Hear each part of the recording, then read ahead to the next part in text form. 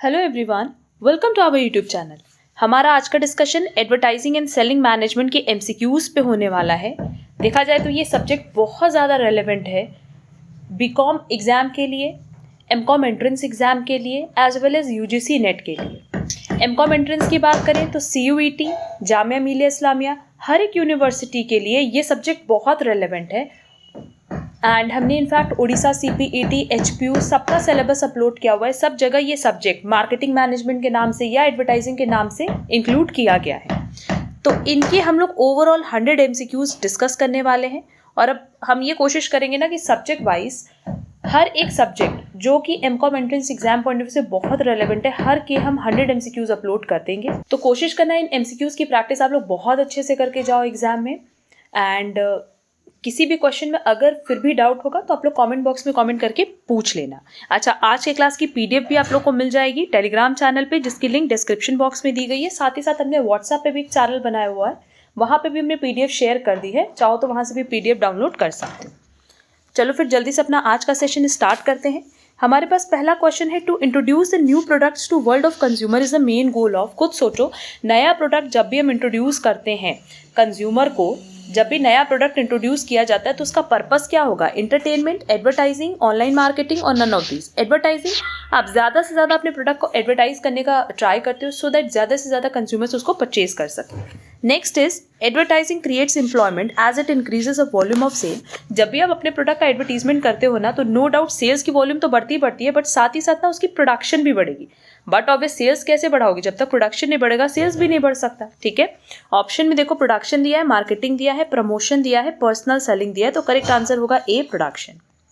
Next, for making advertisement more effective the manufacturers improve dash and launch new product. दो ही option होता है। अगर आपको अपना एडवर्टीजमेंट ज़्यादा इफेक्टिव बनाना है तो दो ही तरीका है। चाहे तो अपने एग्जिस्टिंग प्रोडक्ट को और इम्प्रूव करके आप मार्केट में सेल करो। बहुत सारे प्रोडक्ट्स में हमने देखा भी हुआ है ना कि जैसे मान लो क्लिनिक प्लस ही है, जो पहले क्लिनिक प्लस का डिब्बा था और आपका जो बॉक्स है उसमें डिफरेंस क्या होता है ना, वहाँ इम्प्रूव्ड वर्जन लिखा होता है। तो उसका क्या मतलब है कि जो एग्जिस्टिंग प्रोडक्ट है उसी को आपने इम्प्रूव कर दिया है। ठीक है, या दूसरा तरीका होता है कि आप नए प्रोडक्ट को मार्केट में लॉन्च कर दो। ऑप्शन देखो लिखा है existing product, advertisement style, marketing channel और स्पॉन्सर्स, तो नो डाउट करेक्ट आंसर होगा ए, एग्जिस्टिंग प्रोडक्ट।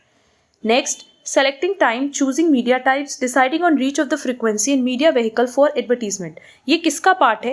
ये सब सिलेक्टिंग मीडिया का पार्ट है, क्योंकि यहाँ पे ना आप सोर्स, आप ये ऑप्शन चूज करते हो कि मीडिया में भी आपको कौन सा ऑप्शन लेना है। आप टेलीविजन के थ्रू एडवर्टीजमेंट करना चाहते हो, रेडियो के थ्रू एडवर्टीजमेंट करना चाहते हो, या किसी सोशल मीडिया के थ्रू एडवर्टीजमेंट करना चाहते हो, तो ये बेसिकली मीडिया को सेलेक्ट करने के पॉइंट्स बताए गए हैं। नेक्स्ट है the most popular form of advertising and it reaches to masses. Social media, email, radio, print. देखो एक टाइम पे जब सोशल मीडिया इतना इफेक्टिव नहीं था तो नो डाउट न्यूज़पेपर एक मोटिव था, या फिर हम कह सकते हैं न्यूज़पेपर है, मैगजीन्स है, ये एक ऐसे सोर्सेज थे ना जिनसे आप एडवर्टीजमेंट बहुत लार्ज नंबर ऑफ ऑडियंस को कवर करने के लिए कर सकते थे। बट आज की डेट में सोशल मीडिया सबसे इफेक्टिव माना जाता है जो कि मासेस तक पहुंच सकता है, तो करेक्ट आंसर होगा A, social media. Next, advertising for dash is not allowed liquor, washing powder, cigarette, both first and second. No doubt liquor and cigarette का कभी किसी ने कोई एडवर्टीजमेंट नहीं देखा होगा, ना ही तो न्यूज़पेपर में, ना ही मैगजीन में, ना ही टेलीविजन पे। क्यों? क्योंकि ये अलाउड नहीं है। करेक्ट आंसर होगा D. Next, catalogs, magazines, newspaper, invitations to organization sponsored events are associated with a marketing mix activity of manufacture, production, promotion और none of the above। देखो यहाँ सिंपली ये चीज़ कह रहा है कि जो हम लोग अपने प्रोडक्ट को एडवर्टाइज करते हैं, चाहे कैटलॉग्स के थ्रू, मैगजीन्स के थ्रू, न्यूज़पेपर्स के थ्रू, तो ये बेसिकली क्या है? It is a kind of promotion ना, कि आप अपने प्रोडक्ट को किसी न किसी फॉर्म में प्रमोट कर रहे हो, तो करेक्ट आंसर होगा C, promotion. Next is advertisement is a type of. देखो एडवर्टाइजमेंट जब भी हम बात करें ना तो ये एक तरह की इनडायरेक्ट मार्केटिंग की बात करता है। डायरेक्ट मार्केटिंग नहीं है, इनडायरेक्ट मार्केटिंग है। डायरेक्ट मार्केटिंग कब होती है? जब आप अपने प्रोडक्ट का सैंपल किसी को देते हैं ना। यहाँ पे हम लोग सैंपल डिस्ट्रीब्यूशन की बात नहीं कर रहे, हम लोग एडवर्टीजमेंट करते हैं। जैसे हमने ऐड किया है टेलीविजन पे, तो उसके थ्रू लोगों को हमारे प्रोडक्ट के बारे में पता चल जाता है। नेक्स्ट है from the perspective of sales, advertisements are required for. Advertisement हमेशा सेल्स को बढ़ाने के लिए किया जाता है। ठीक है, अगर सेल्स बढ़ेगी तो नो डाउट प्रॉफिट बढ़ेगा, और यही हमारे ऑर्गेनाइजेशन का मोटिव होता है। Next is Which aspect of product is a consumer not required to know? About the product, age of seller, advantages of the product, value of the money. हम कभी भी मार्केट में कोई प्रोडक्ट परचेज करने जाते हैं तो हमें ये पता होना चाहिए कि उस प्रोडक्ट के बारे में क्या चीज़ें हैं, उन प्रोडक्ट को यूज़ करने का एडवांटेज क्या है। हम अगर 100 रुपये लगा रहे हैं तो क्या हमें 100 रुपये की वैल्यू का प्रोडक्ट मिल भी रहा है या नहीं। बट जो आदमी बेच रहा है, जो सेलर है, क्या उसकी एज मैटर करेगी? बिल्कुल भी नहीं। तो करेक्ट आंसर होगा B. Next, which of the following statements about newspapers as an advertising media is true? तो देखो, newspapers have excellent local reach potential. खुद सोचो, जो न्यूज़पेपर है, नो डाउट वो घर घर जाता है तो वो ज़्यादा लोगों तक पहुंच सकता है। तो ये स्टेटमेंट करेक्ट है। करेक्ट आंसर होगा ए। Next is, one reason for using magazines and advertising media is their ability to target specific audiences, the short lead time needed to place an ad, the low cost, the lack of noise associated with the use of magazines in the communication channel. देखो, ये चीज़ कह रहा है कि अगर आप magazines के through अपना एडवर्टीजमेंट करते हो तो मैगजीन्स के थ्रू आपको ये पता होना चाहिए कि उनकी क्या एबिलिटी है टू टारगेट स्पेसिफिक ऑडियंसेस, कि जिन ऑडियंस को, जिन लोगों को हम अपना प्रोडक्ट बेचना चाहते हैं, उन तक पहुंचने की क्या रीच है मैगजीन्स की, ये हमें पता होना चाहिए। तो करेक्ट आंसर होगा A. Next, AAI represents, AAI का फुल फॉर्म है advertising agencies association of India, that is correct answer होगा B. Next, Dash suggests to the consumer that he or she can avoid some negative experience through the purchase and use of a product or through a change in behavior. Option दिया है responsibility appeal, fear appeal, family appeal, sex appeal. तो देखो, इसका correct answer होगा fear appeal, क्योंकि यहाँ चीज़ कह रहा है कि suggest to the consumer that he or she can avoid some negative experience through the purchase and use of a product or through a change in behavior. वही आपने कोई प्रोडक्ट यूज़ किया, जैसे परचेज किया, तो हमें हमेशा ये डर रहता है ना कि कहीं वो प्रोडक्ट सही नहीं निकला तो, ठीक है, मतलब हमारे पैसे कहीं वेस्ट ना हो जाए। तो ये किस तरह का डर है, इसको हम कहते हैं fear appeal. Next, gross rating point that is GRPs are reach multiplied by frequency, reach multiplied by rating, rating multiplied by frequency और cost divided by reach. Gross rating point हम कैसे निकालते हैं? Reach divided by frequency, that is correct answer होगा A. Next, 3 common advertising appeals include. Common advertising, जब भी आप अपने प्रोडक्ट को एडवर्टाइज करते हो ना, तो उस टाइम पे आपको क्या क्या चीज़ें कंसिडर करनी होती हैं? Objectivity, timeliness, frequency, guilt, ego, enrichment, ये तो नहीं होगा। पॉजिटिवनेस, प्राइड, सोशल स्टेटस, इससे भी मतलब नहीं है। फियर, सेक्स एंड ह्यूमर, आपको ये देखना होता है ना कि आप किनको टारगेट करना चाहते हो, आपकी ऑडियंस कौन होगी, मेल होगी, फीमेल होगी, है ना, उनका किस तरह का टेस्ट होगा, वो प्रोडक्ट परचेज करने से उनको किसी तरह का कोई फियर तो नहीं है। ये सारी चीज़ें आपको इंक्लूड करनी होती है। तो करेक्ट आंसर होगा B. Next, dash are directed at a specialised and relatively small size target audience such as manufacturers, trade advertising, industrial advertising, consumer advertising, corporate advertising. कह रहे हैं कि ऐसा सोर्स एडवर्टीजमेंट का जिससे हम लोग टारगेट तो करते हैं ऑडियंस को, बट बहुत छोटे साइज़ के, और वो बेसिकली कौन होते हैं? मैन्युफैक्चरर्स होते हैं। तो ऐसी एडवर्टाइजिंग को हम लोग कहते हैं इंडस्ट्रियल एडवर्टाइजिंग, क्योंकि नाम से ही पता चल रहा है कि यहाँ पे हम इंडस्ट्री की बात कर रहे हैं, जैसे manufacturer, retailer, wholesaler and so on. Next is the first step in the advertising decision process is, पहला स्टेप क्या होगा? बजट सेट करना, no. Specify the objectives, no. Identify the target audience, आपको ना ये पता होना चाहिए। जैसे अब मान लो हम लोग एजुकेशन फील्ड में हैं, तो हमारी जो एक ऑडियंस है, टारगेट ऑडियंस, वो कौन होगी?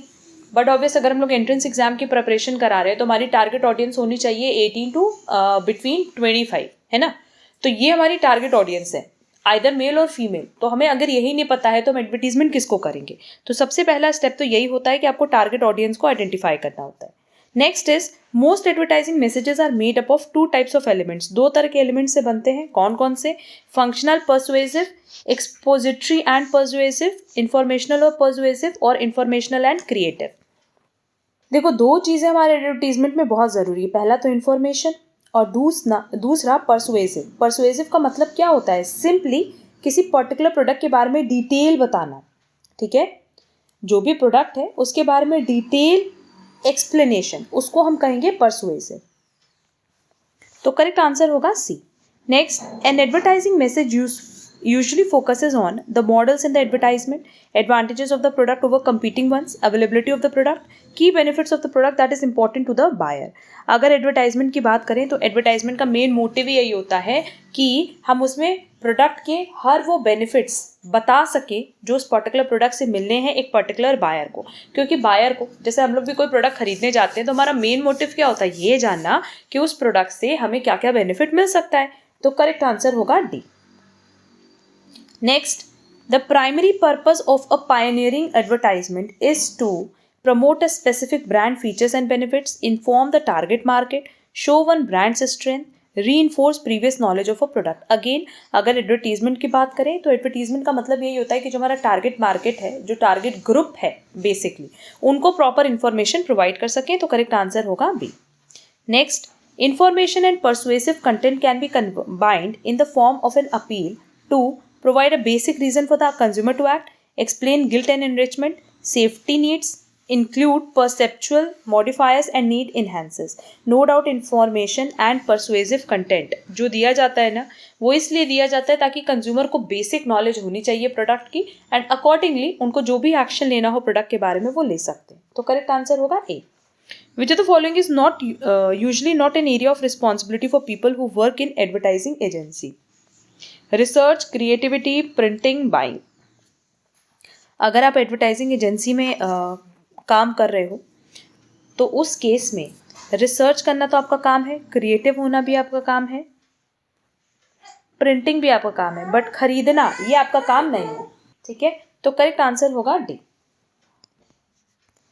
Next, what is the main objective of informative advertising? To create selective demand, to stimulate primary demand, to keep the brand in consumers' minds during the mature stage of the product life cycle, none of the above. Main objective क्या हो सकता है? Main objective होता है कि एक primary demand हम product की बना सकें. तो करेक्ट आंसर होगा B. Next, advertising agencies were first developed for and still serve the purpose of increasing the amount of research and decision making, mystifying in purchasing, pushing client, simplifying and speeding the purchasing of ads for the client. हाँ, advertising का काम ही यही होता है कि भाई लोग add देखें और ज़्यादा से ज़्यादा हमारे प्रोडक्ट को परचेज करें. तो करेक्ट आंसर होगा डी. अब देखो ये 25 MCQs था related to advertising and selling. इसी तरीके से हम 4 क्लास अपलोड करने वाले हैं जहाँ हम 25 MCQs ईच डिस्कस करने वाले हैं एडवर्टाइजिंग एंड सेलिंग सब्जेक्ट से रिलेटेड. अगेन जो इसकी PDF है वो हमारे Telegram channel as well as WhatsApp channel पे आपको मिल जाएगी. एंड किसी भी क्वेश्चन में अगर कोई भी डाउट होगा तो आप लोग कमेंट बॉक्स में कमेंट करके पूछ सकते हो. इन क्वेश्चंस की प्रैक्टिस प्लीज़ अच्छे से कर लेना क्योंकि एग्जाम पॉइंट ऑफ व्यू से बहुत रेलेवेंट है. अब हम लोग मिलेंगे हमारे नेक्स्ट क्लास में. आज के लिए बस इतना. Thank you so much. And अगर आज की क्लास यूजफुल लगी तो प्लीज़ वीडियो को लाइक, कमेंट, शेयर जरूर करना. चैनल पर नए हो तो चैनल सब्सक्राइब जरूर करना.